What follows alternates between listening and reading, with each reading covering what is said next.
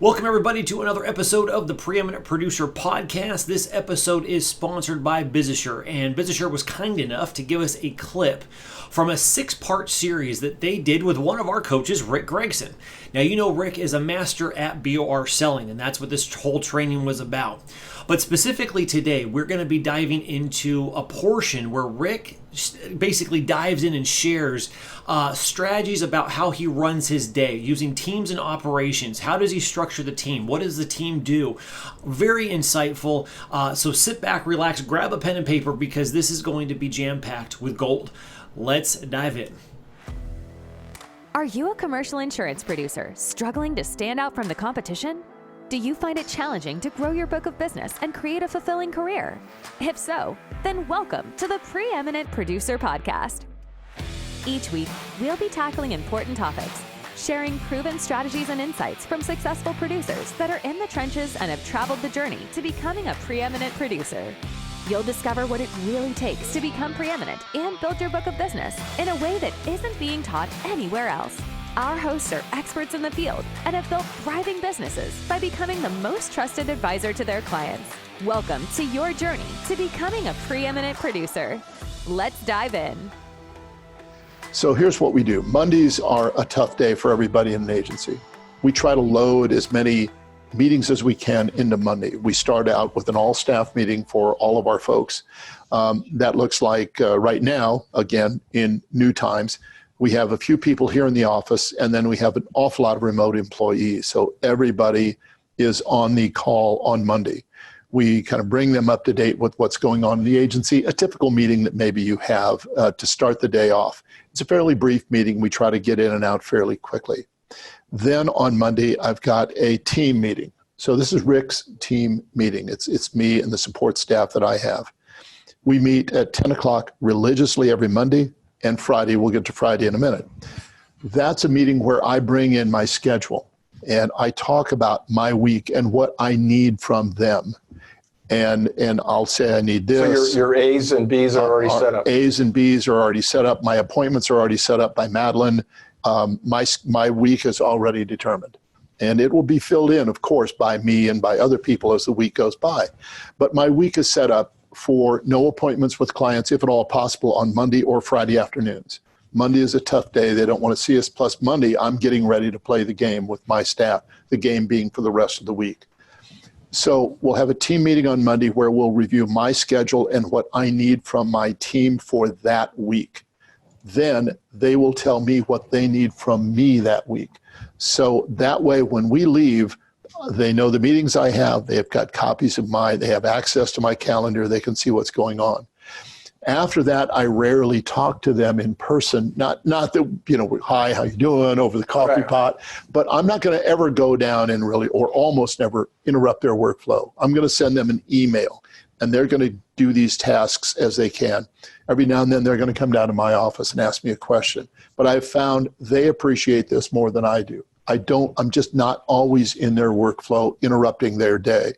Other agency meetings could happen on Monday. I'll have producer meetings. I'll have other internal meetings. So we really sort of destroy Monday with internal meetings, leaving Tuesday, Wednesday, and Thursday ready to play the game hard. In other words, I also don't want meetings in the agency between 9 and about 3:30. Let's leave that for prime time selling. 9 to 4, something like that is good because that's when we want to spend time either with clients or prospects. That's prime selling time. And this is, without question, now made your life not only more predictable, but a lot more fun. Because Mondays, you're inside with the team here. Okay. Yep. Tuesday, Wednesday, Thursday, you're out and about. I'm doing what I love to do. I'm out seeing people. Remember, I've given a service handoff, so I'm not hiding behind service. The service that needs by these clients of mine are being done by my team. Right. And they're being done better than if I would do it myself, leaving me an opportunity to go have those quarterly meetings, leaving opportunities to start creating new relationships with people, developing centers of influence, things that are really kind of the factory installed equipment of a producer. And I would imagine also that from a stress level standpoint, I remember so often that the big quote of the week, the big account that you had to renew, or just meeting a brand new account for the first time when perhaps you did not think you had walkaway power. I would imagine Tuesday through Thursday now feels completely different because the pressure's off, isn't it? Well, the pressure is off. And with renewals, the renewal date should be just another day. In other words, this renewal should be done. Now, producers, you need to watch this, because I will say to my staff, hey, it's 60 days before the renewal and it's done. Well, it's done for me and it's done for the client. The internal staff still has to issue certs, binders, ID card, all the stuff that goes with it. But it really is done, most importantly, in the eyes of the client. So really for the producer, your time is done.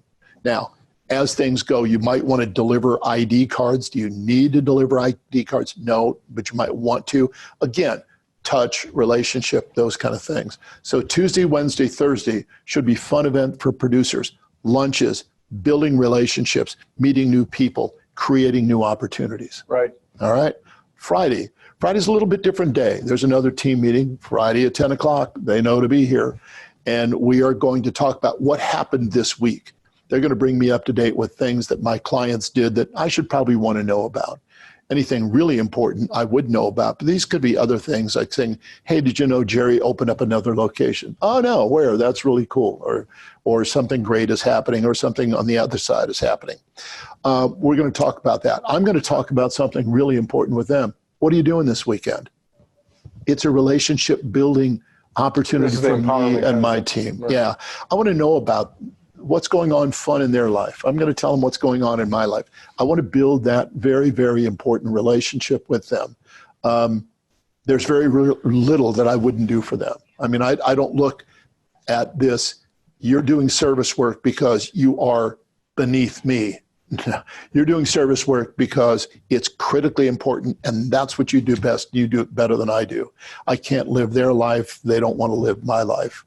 And I think there's that thing that has always been the internal staff and external staff kind of rub, right, where I get to go do all that fun stuff, and I do, but it is work.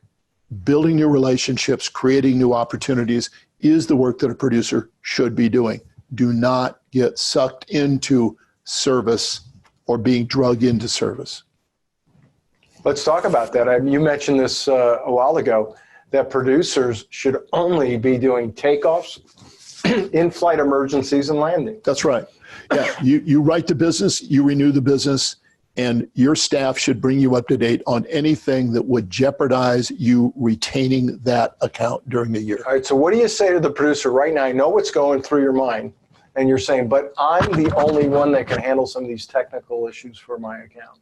Oh, I'll steal something from your Saku, source of all knowledge in the universe. I'm stealing that from an old buddy of mine.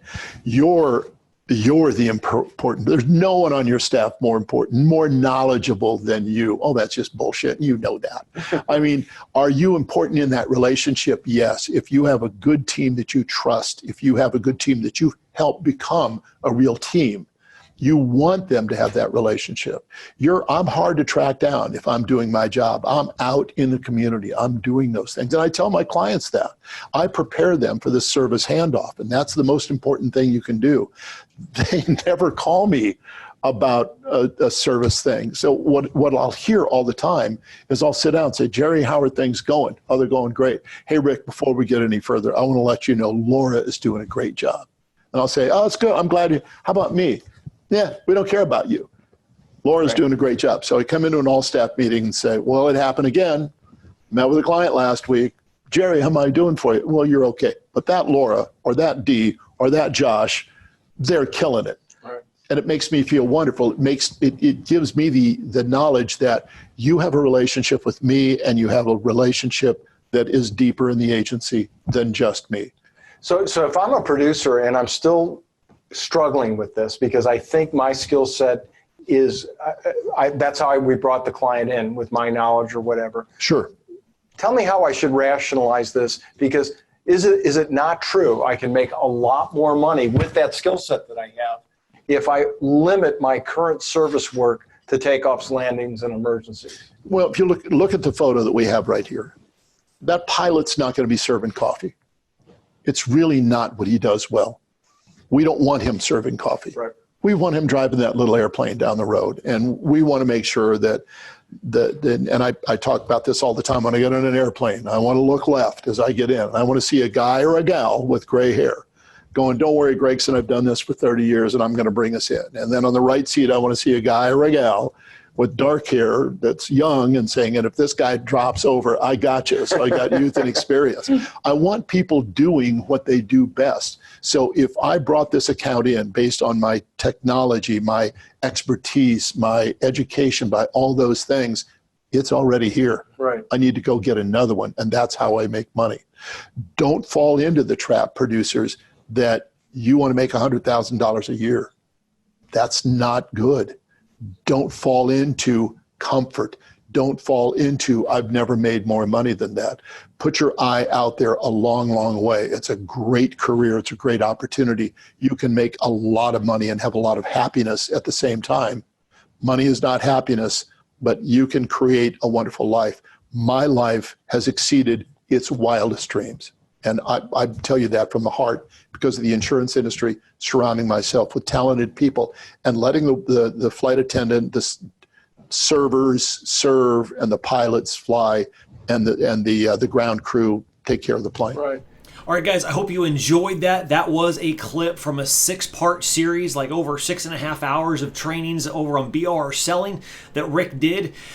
I got permission from BizAssure to do something very special. If you would like access to the entirety of that training, where it's jam-packed, where Rick dives into the nitty-gritty and into nuts and bolts of BOR Selling, we're going to be able to give this to you absolutely free by simply joining the Preeminent Producer coaching program. So check us out at thepreeminentproducer.com. Find out more about what we offer inside of our coaching program, and we're going to give you access to the entirety of that BOR training as our way of saying thank you and as an awesome bonus. Check us out, thepreeminentproducer.com, and we'll see you in the next episode of the Preeminent Producer Podcast.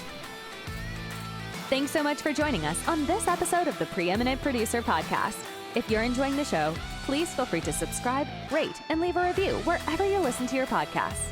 That helps others find the show, and we greatly appreciate it. Once again, thanks for joining us, and we'll catch you in the next episode of the Preeminent Producer Podcast.